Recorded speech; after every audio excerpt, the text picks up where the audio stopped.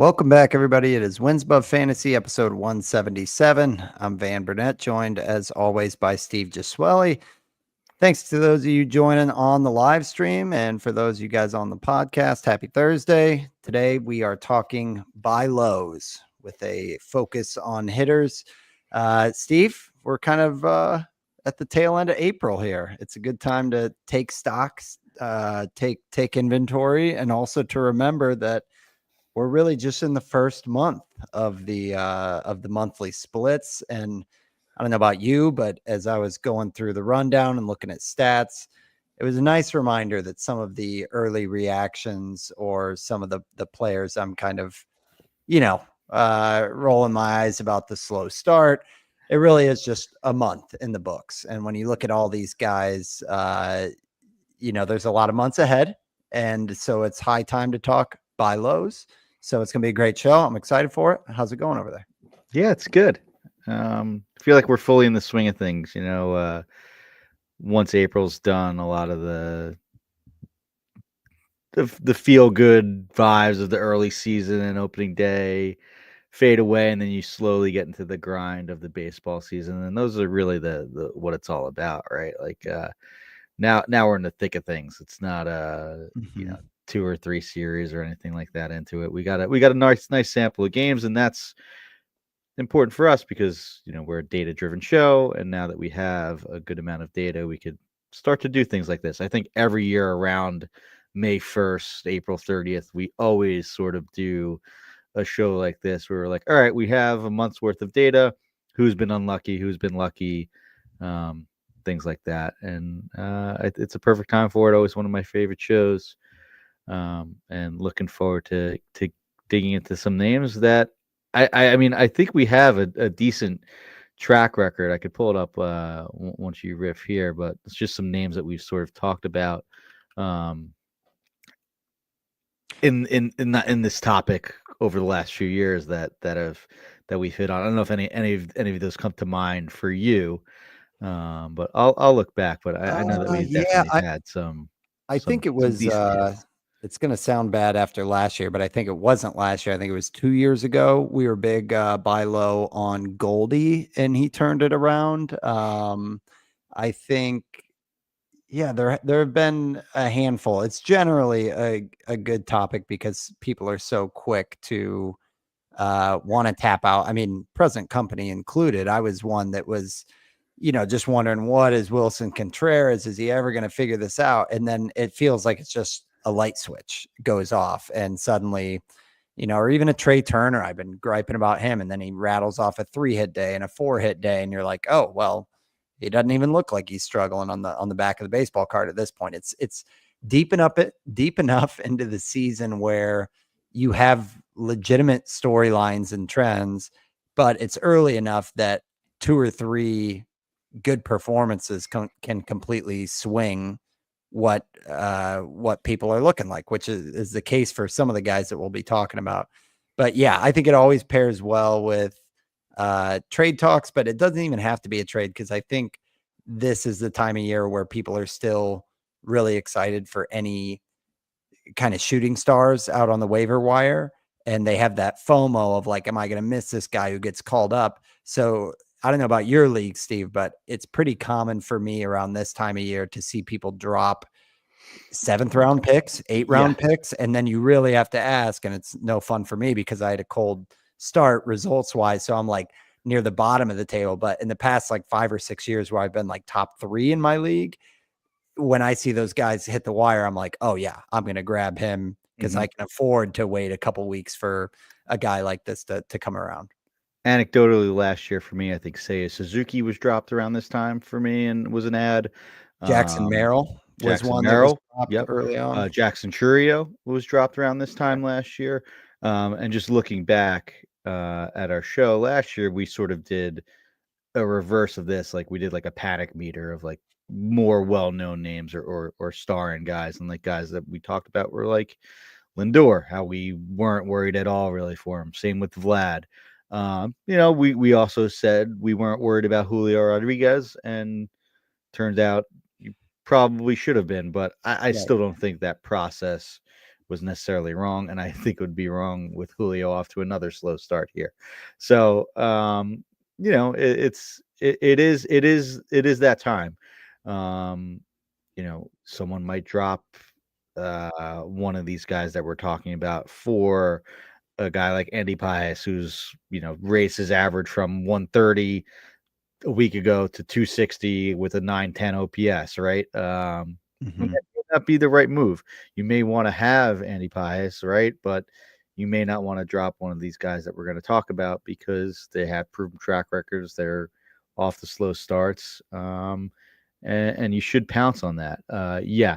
In 10 to 12 team leagues and daily leagues, we're getting to drop territory, which is a lot of there's leagues can be won by adding some of those guys that may be struggling for someone for a month, right? Like you're right, you get sick of these guys after a month of struggling, especially if Well, you're you've waited all winter. yeah, yeah, Yeah. And then you're like, yeah. you don't want anyone who's not giving you all the feels, especially when it definitely seems like hitters, especially like right now, we're in a little bit of a pitching lull, but whether it's a Jordan Beck or Agustin Ramirez, I'm trying to think of some of the other names that have just been like flying up on Nick Kurtz. Like there's a lot of names that people have had FOMO on, and then you just in certain leagues kind of look up and you're like, wait, that guy's on the wire. So yeah, I think it's great. And we got about 8 or 9 names. So Steve, we'll jump in here with a couple of them. And I think you got to hold your nose a little bit for this show, guys, because when you look at the rundown, it's not as sparkly as as a lot of the ones we do. And that's for that is validating of the whole show in general. Like when you're not excited about these names. The first one is Christian Walker. Christian Walker, who we were excited of context, obviously he's hit a lot of pull side homers. Has not been the case so far. His pull rate is down a little bit, but on the back of the baseball card so far, he's got 4 homers, which okay, but a 196 batting average, a 633 OPS, and a little cause for concern, Steve, as it relates to the strikeout rate, which is up 24 to 30%, but the same barrel rate. And it just kind of begs the question on what we're seeing here with Christian Walker. He's been a guy that probably for 3 years running, we viewed as kind of a WAF favorite, like a little bit of a draft this, not that. I know he was a little bit more expensive this year, probably with the new team context and everything, but frustrated managers for sure. I think this is a trade target, maybe more than a drop, but what are you thinking with Christian Walker? Do you think this is a prime buy low, and why? I think that he may start hitting wires in 10 to 12 team leagues and daily leagues, and I'm curious as to what his Yahoo It's rostership percentage is. 88, 88%. 88. So yeah, he was a guy that was drafted in every league, right? There was no chance that he was going undrafted by like fully auto drafted teams or anything like that. So yeah, that's already up there. I think the way to do this, and just talking how to find buy lows in general, like a great place to start, I always think, is the Stackhouse expected leaderboard. You go there and you can sort by the difference in expected WOBA versus WOBA to give you a start. But then I like to go from there and break down some of the process stats that go into it, and then also bring in some of the plate skills as well, and then look for changes in that to see what's going on. If there's a striking a pipe jump or rise in strikeout rate or walk rate or decrease in walk rate, what are the components that are going into that, and what are they doing historically um, compared to that? And I think with Christian Walker, it's pretty obvious. It's something that I've talked about a bunch on this show. Um, he's chasing more. He's pressing. He's trying to prove that contract. He just signed a new deal. It's why I tend to sometimes fade guys that start on new deals. I didn't necessarily with Walker just because I thought the fit was perfect and the ballpark and everything. But yeah, the same thing happened with Trey Turner, right? Like we love the ballpark, we love the lineup.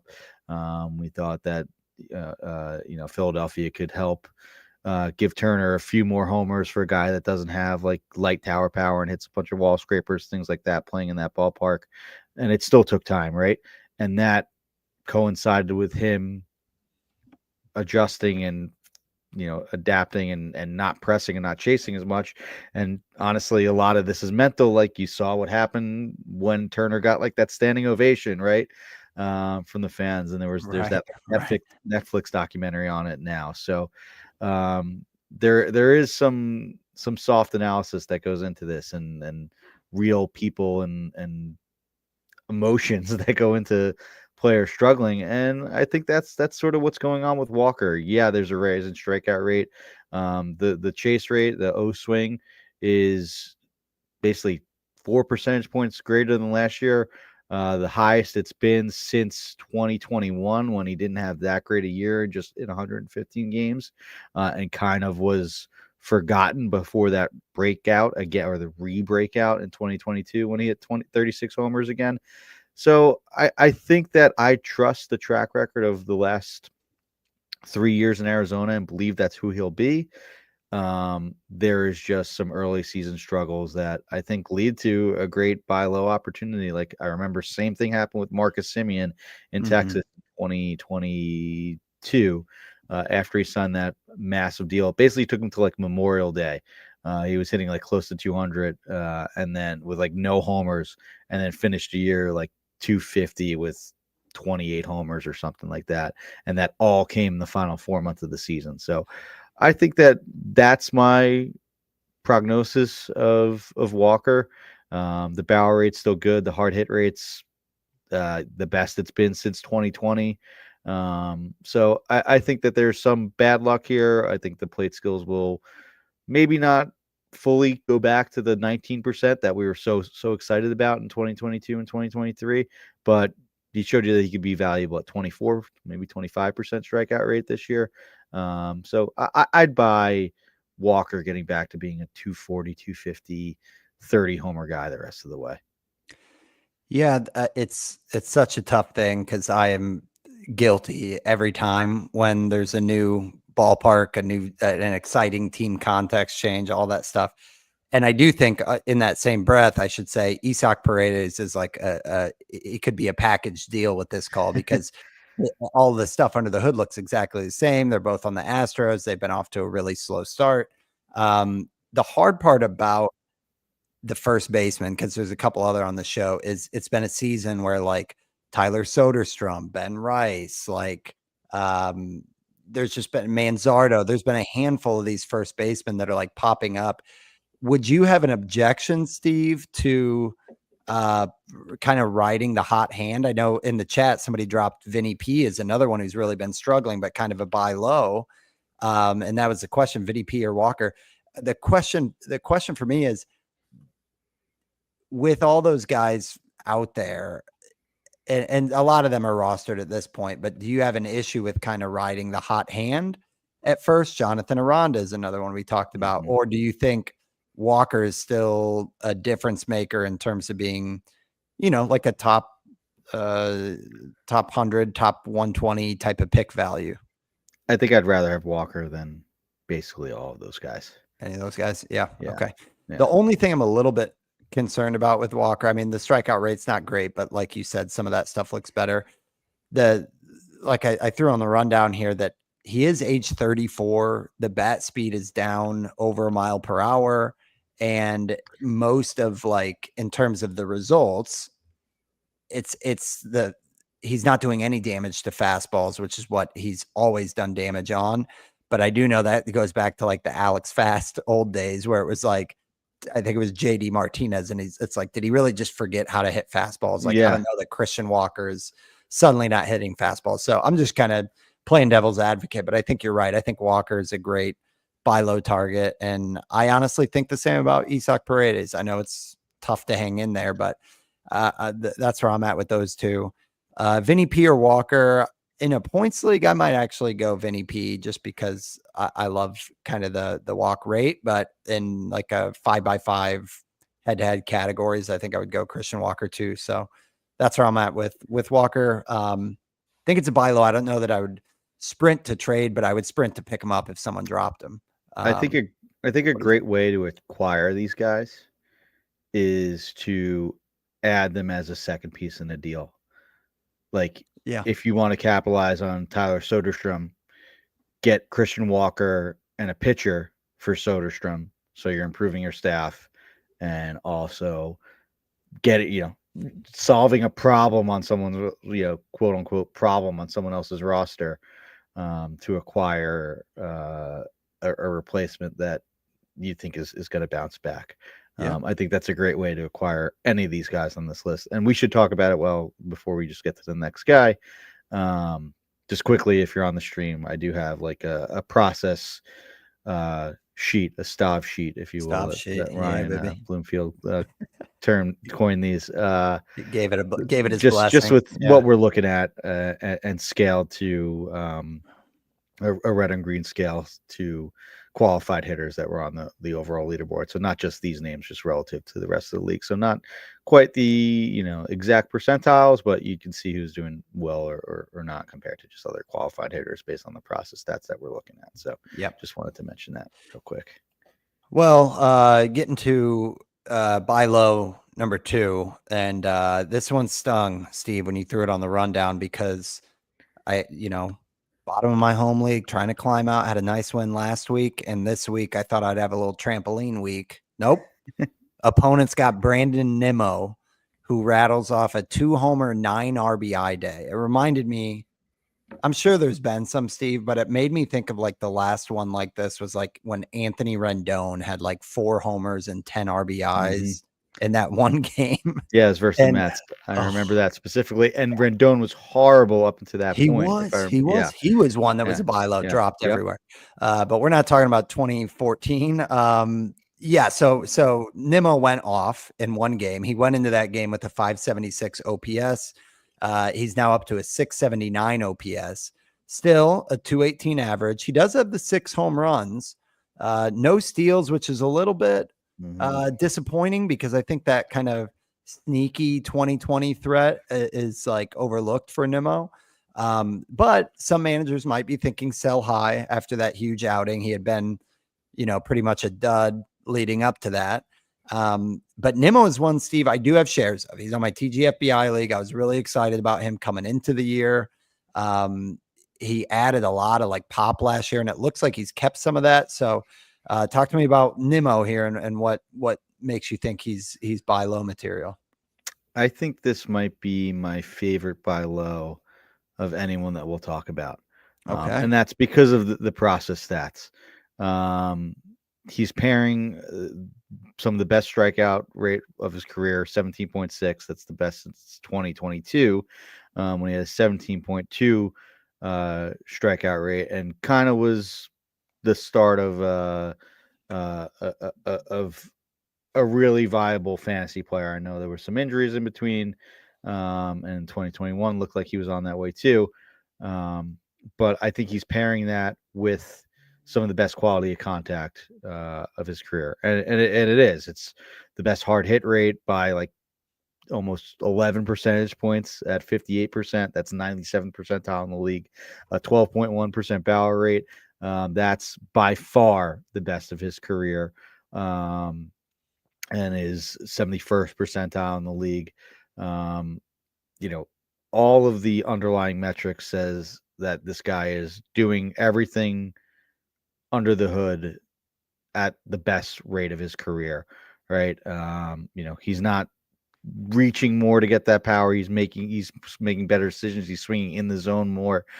His contact rate is 78%. That's still pretty good. It's a little bit down from when he hit 290 in 2021 and 272. So maybe the batting average you could expect to be around 250, 260, but that's going to be okay, because I think this Brandon Nimmo is more of a 30 homer hitter than the 23, 24 homer guy that he's been in the past. And I would take that trade-off. Yes, the only thing that is a bit concerning is the steals. He did go 15 for 15 last year. He's 0 for 1 this year, and did have a knee injury in spring training. Ooh. So, it may not be the the 2020 shape of production. It may be 250, 35, which honestly, I think with the way that steals are and the source of speed on the wire that's readily available, I think I'd rather have the shape of production of Nimmo being like a 250, 30 homer hitter than the 270, 2020 guy or 2015. Yeah, that's and a good call out on the knee. I mean, I guess glass half full, that gives you a little bit of a reason that as to why he maybe is not running so far, and maybe he'll run a little bit more throughout the season. But he is 32. It looks like overall the sprint speed has been down this season. So yeah, I think what you said makes sense, Steven. Yeah, 30 homers. I mean, it sounds extreme, but when you look at the hard hit and the barrel rate, he's hitting cleanup a lot of days in that lineup. Great lineup. So I think Nimmo is a fantastic candidate for the buy low here. And yeah, he had the big night, but other than that, I mean, even with that crazy 4 for 6 night, he's hitting like 222 over the past couple of weeks. So I think you could probably talk your way through that. For Nimmo. Anything else to add? I know he's missed a couple games with illness, but nothing kind of injury related, so to speak. So Yeah, all yeah, the X stats agree with it. The X Woba is, um, like 40 points higher than what his actual is. Same with his batting average and slug. Slug's like 60 points higher, or X slug is like 60 points higher. So he's hitting the ball and hard and has all the process stats to lead to good results. yeah, It just hasn't fully come to fruition for him until last night, but I think there's more to come, and would definitely scoop. He was probably a guy that was considered being dropped, right? And he's also sick when he did that, and he didn't play again tonight. So, right. um, yeah, 76% rostered for Nimmo. And yeah, I'm with you. This is a great name on here. He's turned into a nice, I mean, for a long time, he was yeah, like a better real life player than a fantasy player, but he's, it's now turned been. into a great outfielder too. Yeah, exactly. So, and I think he's kind of always undervalued too. So it is a shame that it all came in such a loud fashion, because maybe that'll make it harder for managers to part with them. But Yeah. maybe there's a flip side to that. So that's Nimmo. We got a catcher next, but we're going to take our first ad break, and we'll be right back after this. So Steve, speaking of my TGFBI team, Ben picked up Agustin Ramirez, but I need a little bit more out of Sal Perez, who started off slow, a 228 average, 641 OPS, just 2 home runs for Sal Perez. Made me laugh just going through these guys and age and looking at their career on drop off and everything, that Christian Walker and Salvador Perez are the same age. Crazy. I would not have, Sal feels like 38 and Christian Walker feels like 31. But yeah, the XBA for Salvador Perez on top of that 228 average is a 309 XBA. The barrel rate, which already was, great a couple years back, it was really good last year at 12%, is up to 16.1%. So you would hope that translates to more than 2 homers or a 228 average, but it hasn't yet. I feel like the Royals offense in general has been struggling. So obviously Midwest, not the best weather early on in spring. So maybe there's good times ahead for Sal. What are you thinking here? Yeah, I think so. This looks like Salvador Perez of the last few years, which is quietly like a top 5 catcher like every single season. Like there's nothing that shows me that he won't be maybe even closer to a 30 homer hitter, because the numbers that he's running are closer to that 2021 when he hit 48 homers. Remember when Salvador Perez had 48 homers? Jeez, what a year that was. It's like an immaculate Yeah, grid yeah, name throw out there. Yeah. yeah. Um, Still had quote just a 859 OPS just because he never really walks, but Him and Besides, Jorge Soler, he's another one that's like, wait, they had a 48 homer season? Like, that's yeah, crazy. yeah, yeah. And Anyway, Solers, I think, was in 2019 in the rabbit ball year. yeah. Salvi was hurt for 2019. He didn't play that year, so I wonder what he would have done that season, because he had 11 in 37 games in 2022 in 2020 in the shortened season. So Okay, yeah, he was like robbed of like a prime you're right. Salvador power Salvi season with the rabbit ball. So, but yeah, I digress. What a great career! Just always fun to look at Salvador Perez. Like, he came off as like this defensive catcher that never struck out and had Totally. super low strikeout rates and super low walk rates. He was almost like a Luis Mr. Arias, right? Like Yeah, when he first came up, with a definitely. little bit more pop, but Super um, durable. Yeah, yeah, yeah. yeah, yeah. I know he's kind of flirting with Cooperstown, I The think. last of a dying breed. Yeah, that'll be a good one when it's all said and done, because he'll have some impressive numbers for catchers. Like, he will finish with, he's 25 homers away from 300. Let So us know in the chat, yeah. guys, if you're tuning in. Is Sal Perez Cooperstown bound as Steve continues to talk about the buy low opportunity? Um, yeah, but anyway, sorry for my diatribe on Perez, but this looks like Sal Perez. Like, yes, the chase rate is high, but you can kind of throw that out with him. Yeah, he doesn't walk. Okay, so okay, yeah, downgrade him a little bit in OBP leagues, but the barrel rate looks great. The hard hit rate looks, in line with what he's done. The barrel rate's the best since that 2021 season when he hit um 48 homers. So I wouldn't be surprised if he tops the mid 20s power totals that he had the last few years. And he's a guy that plays every day. He's played 29 games already, right? I think that's what, every game, or every game but one for the Royals. And yeah, their offense has been bad. I imagine that there'll be just overall positive regression for that lineup in Kansas City. Like, really, Witt's the only one that's been going, and he really hasn't hit that many homers yet either. It'll get hot in Kansas City in the summer, and I know we've talked about that ballpark. Well, it is tough for homers. It does help extrapolate and enhance batting average and hits, just because of how big that outfield is. So I think there's absolutely nothing wrong with Salvi, and you could expect exactly what you got when you drafted, which is a 250 to 270 hitter with 25 homers, and someone will be a top 5 catcher.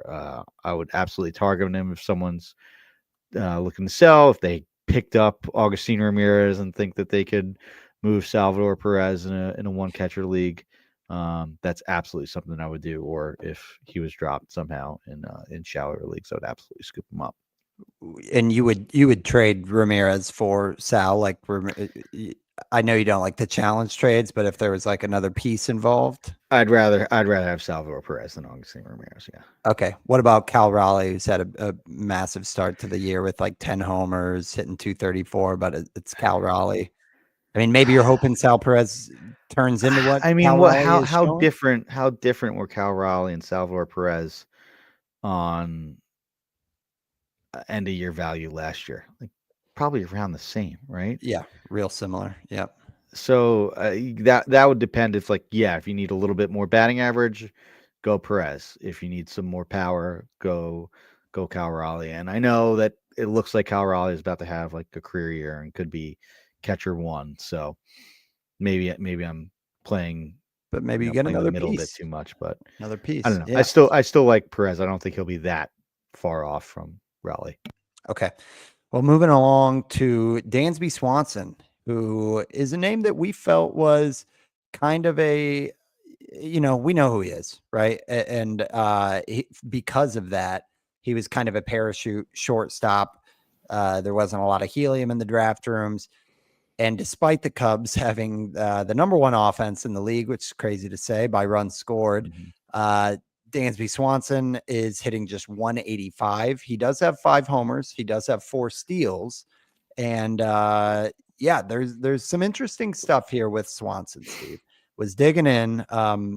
For one, in addition to the Cubs leading the majors in runs scored, they're also leading the majors in steals by quite a bit. I mean, they've got 44. There's I forget who's second place has like 40, but then it's like teams are in the mid 30s. So they are running wild. And I don't see any reason why Dansby wouldn't be back in the 20 plus steal camp. He's already got the 5 homers.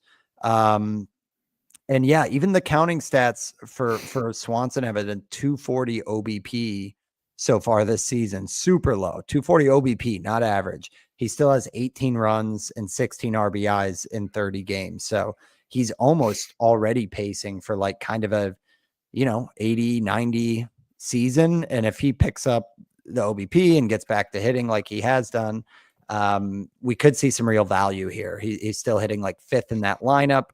And I just was kind of taking a gander because I feel like we always talk about Swanson in this way.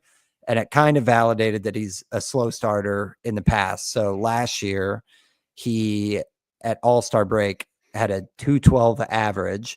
After All-Star break, he hit 281 with a 795 OPS. I remember we talked about him on the show, Steve, because we were talking about how the Cubs had the number 1 softest schedule the rest of the way. So we were like, if people moved on from Dansby, and I mean, he was definitely a valuable fantasy piece at the end of last year.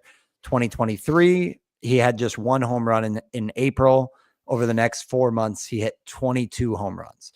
So the slow start or the slow April is not uncommon. Even the year before that, he had like a 644 OPS in April. Following months, it was like 850 plus. So Swanson does seem like one that it's like, how different is this guy than how he always is? And again, Cubs not really the best hitting environment in early April. So I like this one a lot. I don't think Swanson's like a particularly high ceiling guy, but he might be sneaky high ceiling this year if it all clicks with the way that they're running and with the fact that Cubs offense is kind of looking for real in terms of just like up and down production. I don't think like Carson Kelly is going to end up being like the best catcher, uh, in 20 years or whatever the rate he's on right now. But I do think that there's a lot of production with like Pete Crow Armstrong. There should be a lot of counting stats available. So talk to me about Swanson. Are you on board with this one? He is 79% rostered in Yahoo leagues. Yeah, I think so. He's a guy that has elite defense that keeps him in the lineup every single day. That helps out in the long season, and gets you to where you need to go as far as the counting stats, and especially for a guy that isn't a burner, but does have 20 steal potential, and you reach that potential by playing 160 games like Swanson should do, barring an injury. There's some things that look good, like it's the best barrel rate of his career, best hard hit. That looks really good. Some of the swing and miss stuff is a bit concerning. It's a lower contact rate for him. He usually flirts with the mid 20s or 20 to 20 mid 20s strikeout rate. He's at 29%. So maybe there is some trade off to get to that hard hit. He's sacrificing some contact, but I think that's a trade that I would make for him. It's also a bit concerning that when he runs 24% strikeout rates, he's neutrally a 250 hitter, which you don't think is the case for Swanson. He just doesn't profile as that type of player. I'm not sure he'll be able to get back to those last 2 years he had in Atlanta when he had 27 and 25 homers, and then in his contract year had 25 homers and 18 steals, and a 277 average. But I think he can get to 25 homers, 18 steals, and 240, which is really good, right? That's close to what he was in 2023 when he was a pretty valuable shortstop his first year in Chicago. So, maybe it's a bit lower on the batting average side, and the projections are right. It's closer to 236 for Oopsie the rest of the way, but there's 18 homers and 13 steals in Oopsie for him, and that's pretty good, especially given the lineup context of the Cubs and how good they've been, like you mentioned, and Wrigley in the summer when the wind's going to start blowing out and it gets hot and they play a bunch of day games. That should help extrapolate and augment his offense there. So I like it. I'm generally in, with the caveat that it may be low on the batting average, but I mean he's got a 221 BABIP, and his career is 309. So there's a ton of like infield fly balls, which can be noisy in a small sample this Mhm. early on. So nothing stands out to me as far as like his pull or ground balls. It's pretty good um, as far as it goes compared to the rest of his career. Same with like the chase rate and overall swing percentage in line with what he's been doing. Interesting. One thing that does stand out, his O contact, so contact outside the zone. Uh, the last 3 years it's been above 50%. This year it's at 34.5.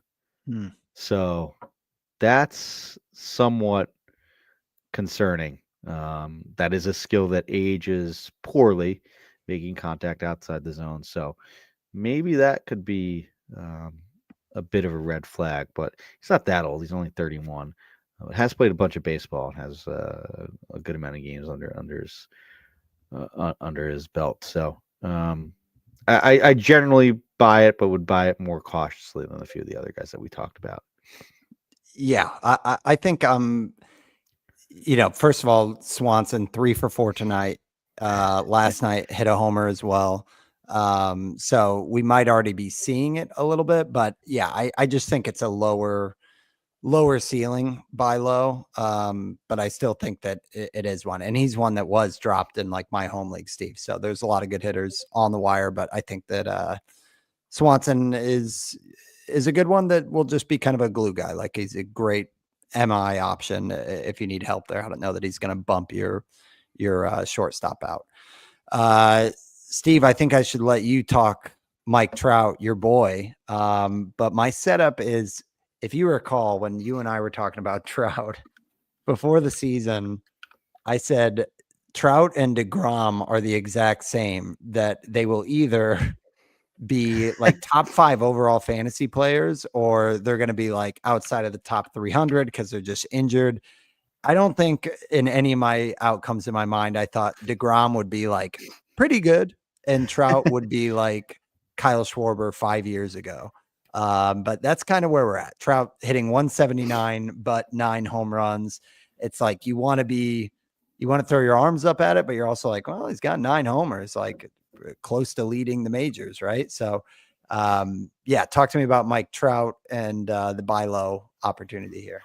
There was an injury scare today with Trout, so that could still be true, right? He felt soreness in his knee, which last year he felt that too, and it's next thing you know, he had his like second torn MCL of the year. So who knows with Trout? But injury aside, and assuming he's healthy, I think there's some good things going on that are encouraging and make me want to buy Mike Trout or hold him or think that better days are coming. Like, I just do not think that he is going to run a 148 BABIP when he hits the ball hard 47% of the time, barrels at 17.1% of the time.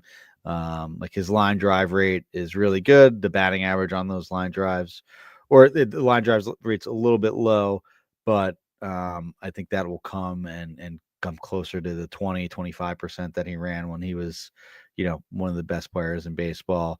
The 10% infield fly ball rate, I think, is a bit of an outlier. And like you said, yeah, the power is there. As far as like any of the contact metrics too. Yeah, I was gonna ask because the K percentage is concerning, but like, Yes. what's it look like on the contributing pieces, right? Yeah, he is chasing the most of his career. So that's a bit concerning. And he's making a lot less contact outside the zone. The Z contact, their in zone contact, is at 82%. And this is where it's a little bit concerning. Last year he had an 83% overall contact rate, right? This year it's down to 71%. So there definitely is something that's going on and especially the 12.5% swing strike rate. Like last year was obvious that I didn't really buy that and thought he was a great buy low before he got hurt because he had only a 7.3% swing strike rate and the strikeout rate closer to 30%. This year, it's a 12.5% strikeout swing strike rate and the strikeout rate close to 30%. So that kind of justifies the overall strikeout rate, whereas last year it didn't. So maybe I'm talking myself out of this, but still, overall, I think if he's healthy, he'll come back to getting in the zone and maybe be a 250 hitter guy, but I don't think he's going to be like Schwarber of 200. Mhm. And if Mike Trout stays healthy, hits 250, that's going to come with 40 homers and still be well worth it. Yeah, he has really struggled against breaking balls this season, which it's so weird for somebody who's like for a decade been like the best hitter on the planet, right? Like you go up and down, and he's always had like a 500 plus slug on breaking balls and respectable batting average like 250 plus. This year an 087 batting average and a 348 slug against breaking balls. So yeah, I mean, I don't know. He's only 33 years old. Obviously, he's been super banged up, but I think it's worth the shot. Like, yeah, there's some risk in going out and targeting a Trout, but like, talk about what you and he's of course not one that's going to be dropped as long as he's healthy. But I think this is one that could be the league winner. Like, it's maybe a 25% likely outcome that he is just a 40 homer guy and the average is an anomaly and he is back up to like a 250 guy. And that would be like a league winning move this time of the year. So, I mean, overall on this sheet that we have up, there's a theme, right? Like the guys on here have high strikeout rates, right. and generally they are barreling the ball, hitting the ball hard, um, and having some contact issues, right? So But it basically looks Babbitt like as one well. player, right? Like good quality contact, Right. bad plate skills is kind of what the theme is. But of But all those overall, players, and of all those players, Steve, Trout has the 148 BABIP, where like the net average of everyone else is like yep. a 240 average or a And BABIP. he also has like the third best swing strike rate on this list. That's true. Only Nimmo and um, Alec Bohm, a player that we'll talk about in a bit, have worse swing strikeout rates Or and better. or Yeah. better swing strikeout rates. And none of these guys are and yeah, a lot of them are striking out a high 30% of the time, but they're also, like you said, not batting 180 and don't hit the ball as hard as Mike Trout and don't have and Trout has the best barrel rate on this list by 2%. Right. He has, a hard hit rate that's just as good as really anyone on this list. It's actually pretty crazy that he has a lower hard hit percentage. We're talking like small percentage points, but Still. Yeah. yeah, That is still crazy. like, I'm I, targeting this one, dude. yeah. I think he hasn't shown the homers have been somewhat nice, but the low average, like I think the managers might be willing to. And I think An this is a injury scare great, today. Like you could definitely get Mike Trout in a trade tonight. yeah. And of all the names on this sheet, and I'm not even saying this like, oh, he could be the Mike Trout of 5 years ago. Like even the current Mike Trout, I think offers as much upside as just about anyone on this list. I mean, with the catcher scarcity, I think Sal Perez is kind of in that ballpark, Mm-hmm. but he's really the only one that could be like, top 30 hitter potential of the names on this list, in my opinion. I like Nimmo. I think that's a good target too. And we've always liked Walker, but it's different for Trout, and it doesn't. I mean, both he and DeGrom are on the field, so it's like, yeah, something feels a little bit different here. So yeah, I like it a lot. So that is Trout. We've got another 4-pack of names. We're gonna have to move through a little bit quicker, but we're gonna take our second ad break. We'll be right back after this. Okay, so going about 15 picks after Trout in draft season was Mr. Jake Berger. Another new environment one and another parachute pick.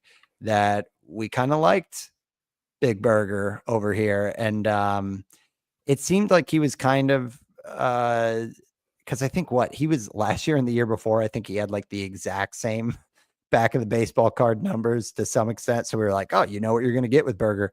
But the average has come down, just a rough April, hitting 196 with a 588 OPS,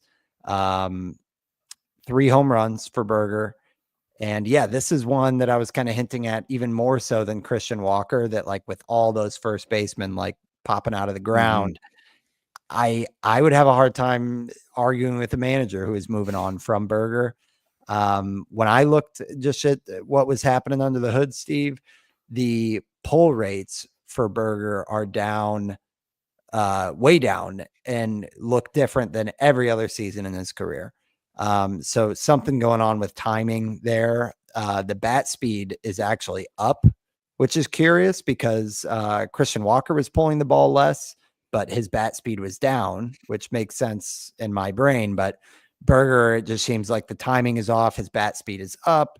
He's not pulling the ball. He's obviously not hitting the ball too well.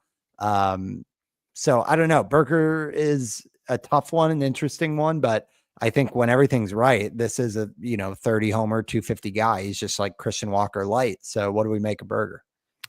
Yeah, I think that this is kind of who Burger is. Like looking at his splits from last year, by month, there was a month where he hit 213 in May and June, hit 287, 282 in June, July, and August. Like this is just who he is. He had 1 homer in May, 10 homers in August. He had 3 homers in June, 8 homers in July, 4 homers in September and October. And kind of offset that with a 265 average, but still struck out a good amount, and wasn't as productive as those other months. So I think this is just kind of who Burger is and the shape of his production. And I think that presents a good opportunity because Burger was on wires last year at this time. He wasn't really probably drafted as much, or didn't have the expectations that he did coming off of a 29 homer season where he had 250 like he did last year. Although, actually, no, that's not true because he had 34 homers and 250 the year before, hit 250 the year before that as well. So, hey, maybe that means Jake Burger is going to get to 250 for the 4th year in a row, and be our new Chris Davis with a K. But yeah, I think that while he is a drop, and has been dropped in a lot of leagues. Yeah, 69% rostered, and that's dropping by the day. In daily 10 and 12 team leagues, like he's going to be on the wire. But I think that this is kind of right in line with who Burger is. He's not going to walk that much. His strikeout rate's going to be high. Maybe closer to the 30 this year than you would like it, and that 250 average isn't going to be really possible. But he is a guy that runs well for someone that you wouldn't expect to run well. Does hit the ball hard. The bat speed's there. I'm buying. I have no change in my projection for Jake Burger from the beginning of the season. Like I think it's 240, 30 homers, good counting stats. I would absolutely pick him up if he was dropping. If you needed a bat. Let's make a mental note that in Raz Slam next year, like the best ball formats, Burger's a great fit. I mean, he's like I said the same thing about Andrew Heaney. Like Heaney will always rattle off those like 10 strikeout gems, and then he'll turn around and get like, pummeled. And that's Burger. The hard part is when he does it in bunches, you almost don't want to jump in until you start seeing it if he's on the wire. But I do think if I see, like I think it was yesterday, he went like 0 for 4 with 3 strikeouts. Like I'm not queuing up for that. But if I see, a couple multi-hit games with a homer in there, I do think I will be kind of rushing to add because of what you laid out, Steve, that this is just his style of production is that when he runs hot, he runs hot. So yeah, I like that. And speaking of him running, not in 1,000 years would I have guessed that Jake Berger had 76 percentile sprint speed. To Yeah, your point, that's right. Steve. And That's now I right. want to watch, see if there's any videos of him like legging out a triple or something, but he's not Rowdy Tellez. I think maybe it's just some last name bias there for Mr. Berger. So okay, Alec Bohm is next, and he is the one that kind of stands out compared to the rest in terms of that archetype that you were talking about, Steve, because most of these other guys are like historically, you got some strikeout problems. They're going to give you some pop when it's going well. Bohm is like more of that like pure slasher hitter type of profile, but it's been a rough start for Bohm. To date, he has a 221 average, not a single homer, only one steal. Again, career 274 hitter, so he's 50 points short of that mark. Things look kind of normal under the hood. So what's going on with Bohm? Is this just like a cold streak? He's not like a huge piece to your roster, but if he was out on the wire in my leagues, I'd be like, I think he's too good of a hitter to just leave out there, right? Yeah, I don't know. This might be the toughest one for me, and maybe it's just because it's not the type of player that I ever really target or try the roster. But I mean, that did bite me the last few years with Bohm. He was pretty good, despite lowish homer plus steal totals, but it was still a valuable fantasy asset in those years, and I think he should get there again. It is encouraging that it's the best barrel rate of his career, right? It's still not great, but it's closer to league average at 8.6%. The bat speed, I'm looking at that year over year. It's around the same. Nothing crazy as far as like a big drop. It's 71.9 this year. Last year was 72.2. So right in line. Nothing's telling me like, oh, he must be hurt or anything like that. All the X statistics are not as good as last year, but better than what he should be, right? It's a 270 XBA versus 221, 398 X slug versus 274. But you want them to slug more than that. Like he's like a natural doubles hitter, right? So there's some concern there. But I don't know. It's a really low pull air percentage. Like it's been bad for his career, which is why he doesn't tap into maybe some of the raw power that he has. The last few years has been around 12%, which is pretty low, but this year it's at 7.5%. So even though he's barreling the ball more, he's not going to do damage on those extra barrels because they're going to center field and the opposite field, which have the worst performance of barreled baseball. So, that kind of throws cold water on. Oh yeah, he's hitting the ball harder than he ever has. He's barreling the ball better than he ever has. So maybe if you do that sort of quick analysis, it's like yes, buy Alec Bohm, but I don't think he has the right angle of which he's hitting the ball or where he's hitting the ball. What's interesting for Bohm and for Dansby Swanson, for that matter, is they are torpedo bat users. So when you kind of throw your hands up at everything else and saying like what's changed, so take that with how you will. It's either he's adjusting and maybe there is a little upside for him to get past like the 17 homer type of mark, or maybe that's what's throwing him off and it's struggles. But kind of curious that both him and Swanson are torpedo guys. Yeah, interesting. And that kind of shoots down the theory of like, give anyone a torpedo bat and there's just a home run every at bat or anything like that, right? Right. It just kind of shows how silly that little remember that narrative from the first week of the season that's already like not even talked about anymore. Yeah. It's funny how these work. But yeah, like Bohm, like if he was on my wire, I don't know if I would be rushing to add him. Yeah. Yeah, it's interesting because those average guys, high average guys who don't kill you in homers, um, those are helpful in 5x5. And Bohm's also like a low walk guy, so you get like all of his average, but Mhm. he's not one that the typical stuff that we light up about. He doesn't he does like the little things. He's like the kind of new age Ben Zobrist or something. But yeah, hitting sixth and eighth in that lineup. I think you're right, Steve. Like 73% rostered. I think of the names we talked about. Um, I've always been kind of a fan because of like the low strikeout rate. Like, he's just kind of a pure hitter, but you don't get any points for that. So, yeah, I think of the names we talked about, he's probably lowest for you. I think, yeah, him and Berger feel like of the same tier. It's just Berger, he's gonna turn it around. It seems like we'd be shocked if Berger doesn't have 25 homers, whereas Bohm, if he only hits 240 on the season, he's not doing a whole lot else for you. Mhm. So I think that's fair.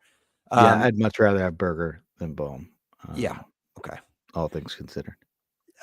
You threw Ryan McMahon on here, Steve. I don't even know what to say about McMahon. Like I don't know about buying low on a guy that if he comes up, what's the value? You know what I mean? It'd be like going to Goodwill and getting like a pair of socks or something. Like I don't know. I don't know on this one, but sell me on McMahon. Do you like something more here from him? I don't know. I mean, he's basically been a 240, 20 homer guy, with 70 to 80 runs and RBI That's over the true. That's last sneaky production. 4 years, which is sneaky good production. Someone that's obviously gets enhanced in his home ballpark, and you want to play him whenever he plays at Coors. But a lot of the things that we liked about Ryan McMahon and why we thought he could take a step aren't necessarily there this year. A 6.7% power rate versus the 10 11s that he had over the last 2 to 3 seasons. The hard hit rate's still pretty good. The bat speed is still there. 84th percentile last year. It's actually an improvement, so it's an improved bat speed for him, which is nice. But hey, maybe that's leading to the more extreme swing and miss, which has always been part of his game. Um, there's always been a high walk, high strikeout, um, Coors hasn't really nature of been. him. Yeah, Coors hasn't been Coors. This Yeah, it's and it's I think a general rule of thumb and why you'd want to buy Ryan McMahon is like buy Rockies hitters after April, when they're playing their game. Then they have snow delays in April, and you want to get them for the 90-degree days in August when the ball is flying and the Rockies are losing 19-18. So while there is some things that are red flags and cause for concern, and the fact that it's overall like a boring and middling player, um, I would think he's still a target for deep leagues where you have 15 teams and need a corner infield slot. Like I think he's a hold in like the industry TGFBI leagues, the 15-team leagues on NFBC. yeah. Um, yeah, there's still good quality contact here that I think could lead to 20 homers, and not absolutely destroy you in average, and someone that you'll want for the summer months in Coors Field. So that's me saying nice things about Ryan McMahon. Yeah, no, I respect it. And you're right. I mean, he has put up a little bit of a the runs and RBIs. It's like you forget that he kind of hits in a good spot in a bad lineup type of thing, which can bring some value. Trying to look like the exercise we did with Berger. So yeah, last year he had a good April. Interesting. Yeah, I But he remember that. Yeah. but he does have some streaky months like last Guys year in that strike out August. this much will. That's kind Right. of the theme of this list, right? Like That's a good point. guys that strike out the high 30s percent of the time are going to have months where they hit 200, 180, and they're going to have months where, when they hit the ball this hard, they're It going to be in swings. the zone, and they're going to have months where they have 10 homers and bat 260 and Yeah. salvage their season. right? That's kind of That's a looking at this theme. sheet as one player. Yeah, That's a theme there for sure. Yeah. I like it. Last name on the list. This is a little bit of self therapy because guy that doesn't strike out 30% of the time usually is Bryan Reynolds, but all it took was me picking him as my OF1, and here we are. As he's now got a 236 average, which is all right. 3 homers, 2 steals, and a 30% strikeout rate. Some of the underlying stats look like they're just kind of scooting down a little bit. 30 years old, I don't think that's a huge deal, but I think it's his splits have been one of the issues. Yeah, this year he's against lefties hitting 231, which has never been like a low mark for him. You think this is just like a typical cold stretch, or do you have any real concern about Bryan Reynolds, who we've kind of looked at as a glue guy as like an OF2, but what are we thinking here? The bat speed's down a little bit. It's like are you squinting if you're seeing concerns here, or do you think there's actually reason to be concerned about Reynolds? Yeah, I think you need to. It's that meme applies to you here with having Reynolds struggling as your OF1. It's like, well. If it isn't the consequences of my prior actions of you, waiting to draft an outfielder this late and getting a slow start from what you thought was a steady production guy. But yeah. In all seriousness, no, I think Bryan Reynolds is a fine buy low and still someone that he has been in the past. Sure, yeah, there's more swing and miss um, than you would have hoped or expected um, in years past, but he's not chasing more. The swing strike rate is basically in line with what he did last year. Right, he only struck out 22.5% of the time when he had a 13.6% swinging strike rate. It's 13.9% this year, and that's a 30% strikeout rate. Like, he's run higher swing strike rates with low 20 K rates essentially for his career. So I think he can get back to that. It is the best barrel rate of his career, tied with Yeah. 2023 when he had 24 homers in the 145 games, and that was like really a peak Bryan Reynolds season. And I think that's what you'll get. I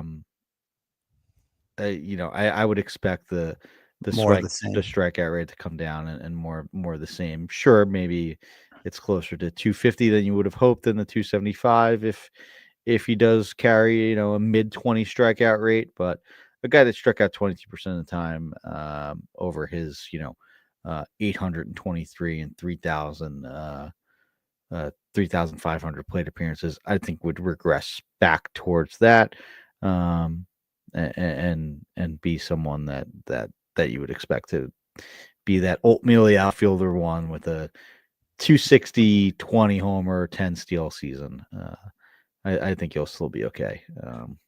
Well, I mean, maybe There. my commisery is a sign that he's a buy low target because I think this week he had like 4 in a row where he went 0 for 4. So it's like that's the thing is when he does get hot, he's like a multi-hit game guy. So when he gets cold, he gets cold. So that there might be a buy low candidate there. Actually, and Steve, I misspoke. I got Teoscar as my OF1. Okay, so I there thought you go. Oh, so much so better you're pick. the Teoscar's been Oh, he's been amazing. fantastic. So Yeah, so love. what was there to complain about? Yeah. Nothing other than being dead last when I happen to do a fantasy baseball podcast in my home league. But we're climbing out of it, guys. I'm gonna prove my accountability by letting you know as I climb up the ranks. Steve, that wraps us up. So look at the entire list and maybe give me your top. If you were to kind of walk away now and go make some trade targets, give me your top 3. Top three. All right, I'll go Nimmo, Yep. Christian Walker, Okay. and I'll stick with my boy Mike Trout. I'm going Nimmo, Sal Perez, and Trout as Okay. my 3.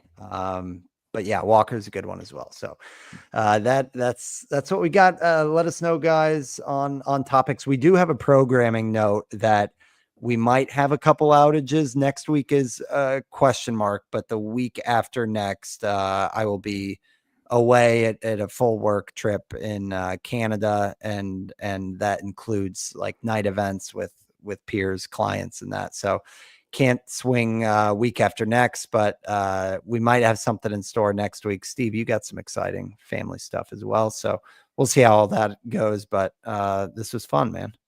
Yeah, awesome stuff. Looking forward to doing this for the rest of the summer. And yeah, if you have any questions, send us any topics. Let us know. Looking forward to it. Yeah, thanks everybody. The comments were great tonight. And yeah, we'll maybe when we know for sure on programming stuff, we can shoot out a tweet. But otherwise, typically Wednesday nights and podcast on Thursday. But on behalf of Wins Above Fantasy, that is episode 177. Thanks for talking baseball with us. Thanks, guys. Later.